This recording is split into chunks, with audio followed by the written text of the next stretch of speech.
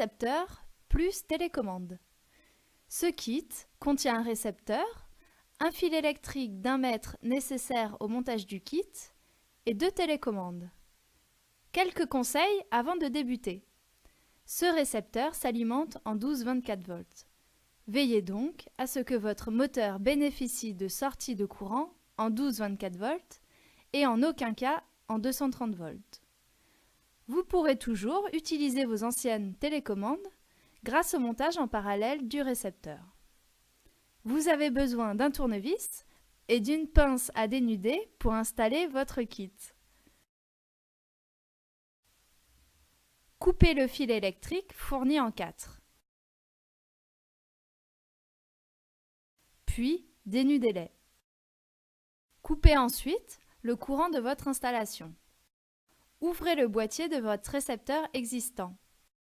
Repérez la barrette de vis et les bornes d'alimentation 12-24 volts. Ici, il s'agit des bornes 1 et 2.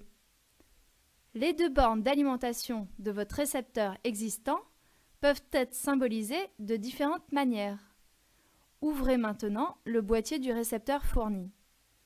Vous pouvez fixer votre récepteur à proximité de l'ancien à l'aide de vis ou de double face. Repérez les bornes d'alimentation du récepteur fourni. Dans l'exemple, il s'agit des bornes 1 et 2. Prenez un des fils électriques que vous avez préalablement coupé et dénudé. Reliez le plus du nouveau récepteur. Dans l'exemple, on branche le fil sur la borne 1 du nouveau récepteur sur le plus du récepteur existant. Dans l'exemple, on branche l'autre extrémité sur la borne 1 du récepteur existant. Prenez un deuxième fil électrique. Reliez le moins du nouveau récepteur. Dans l'exemple, on branche le fil sur la borne 2 du nouveau récepteur sur le moins du récepteur existant. Dans l'exemple, on branche l'autre extrémité sur la borne 2 du récepteur existant. Repérez les fils du canal 1, CH1, sur le bornier de l'ancien récepteur. Les bornes du canal de votre récepteur existant peuvent être symbolisées de différentes manières. Prenez 2 fils électriques que vous avez préalablement coupés et dénudés. Branchez le canal 1 du nouveau récepteur. Ici, on branche les bornes 3 et 4 sur les bornes du canal 1 du récepteur existant. Ici, sur les bornes 3 et 4 de l'ancien.